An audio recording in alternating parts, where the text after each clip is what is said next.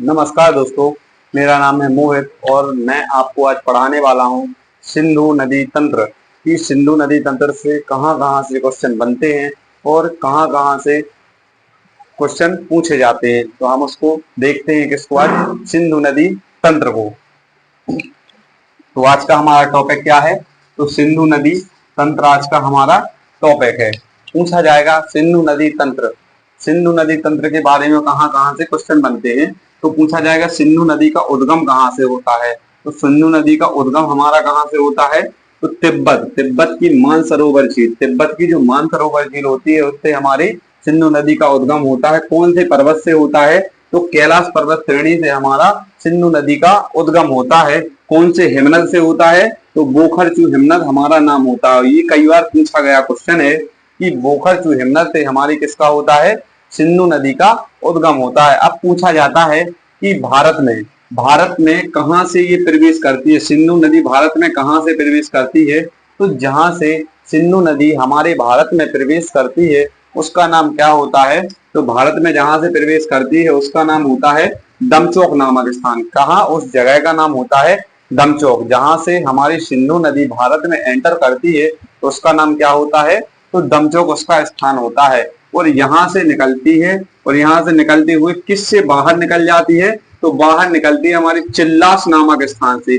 चिल्लास नामक स्थान से हमारी क्या होती है? सिंधु नदी बाहर निकल जाती है। पूछा जाता है कि कौन सी श्रेणी को, कौन सी पर्वत श्रेणी को सिंधु नदी काटती है? तो बीच में पड़ती है हमारी, कौन सी पड़ती है?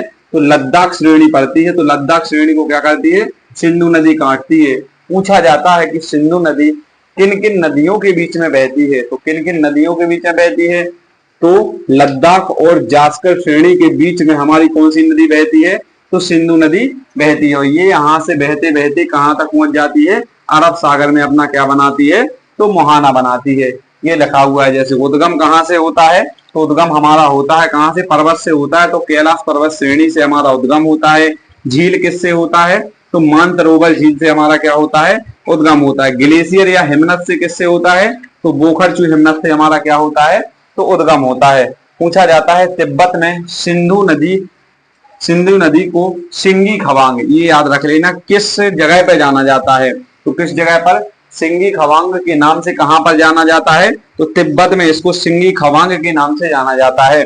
पूछा जाएगा सिंधु नदी उत्तर पश्चिम दिशा में बहती है। कैसे बहती है? तो उत्तर पश्चिम दिशा में बहती है। सिंधु नदी लद्दाख और जास्कर श्रेणी के बीच में बहती है। जो मैंने बताया कि ऊपर क्या होती है? लद्दाख श्रेणी होती है। नीचे कौन सी होती है? तो जास्कर श्रेणी बहती है। इन दोनों के बीच में कौन सी नदी बहती है? तो हमारी सिंधु नदी ये बहती है। सिंधु नदी लद्दाख व जास्कर श्रेणी की क्या बहती है?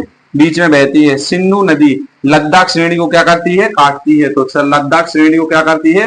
काटती है सिंधु नदी। इसी पे याद रख लेना, सिंधु नदी के तट पर कौन सा शहर स्थित है? तो कौन सा शहर?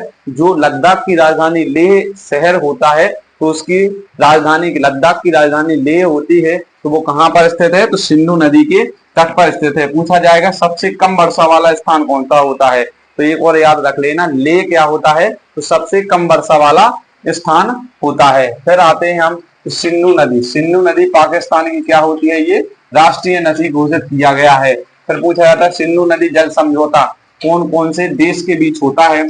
तो भारत और पाकिस्तान के बीच क्या हुआ है? तो सिंधी जल समझौता हुआ है। कब हुआ था ये? तो 1960 में हुआ था। 1960 में, 1960 में हुआ था। 1960 में ये हुआ था।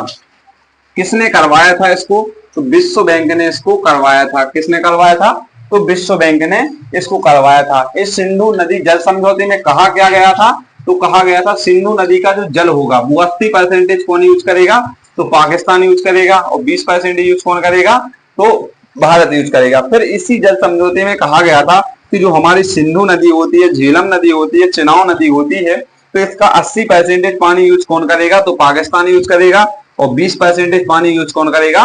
तो भारत यूज करेगा। फिर होती है एक आई थी रावी, ब्यास और सतलज, इन तीनों नदियों का पानी 80% यूज कौन करेगा?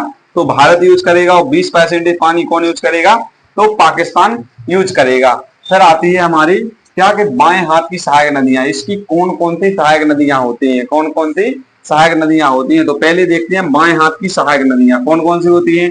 तो झेलम, चुनाव, रावी, ब्यास, सतलज, ये हमारी 5 नदियां होती हैं जो क्या होती है, इसकी बाएं हाथ की सहायक नदियां होती हैं, जिनको किस नाम से जाना जाता है, पंचनद के नाम से जाना जाता है। कहां पर पंचनद के नाम से जाना जाता है, तो पंजाब में इन्हें पंचनद के नाम से जाना जाता है। दाएं हाथ की सहायक नदियां होती हैं, तो कौन कौन सी होती हैं, शोक, गिलगित, हुंजा, काबुल, कुर्रम और गोमती। ये कौन लिखी हुई है इसमें, नोबता।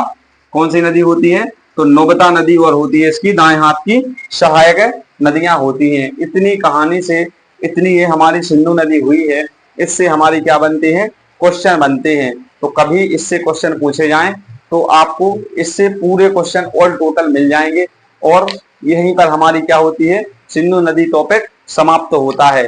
तो आप बताएं कि आपको वीडियो कैसा लगा, और लाइक, कमेंट, सब्सक्राइब करना हमारे चैनल को ना भूलें। धन्यवाद।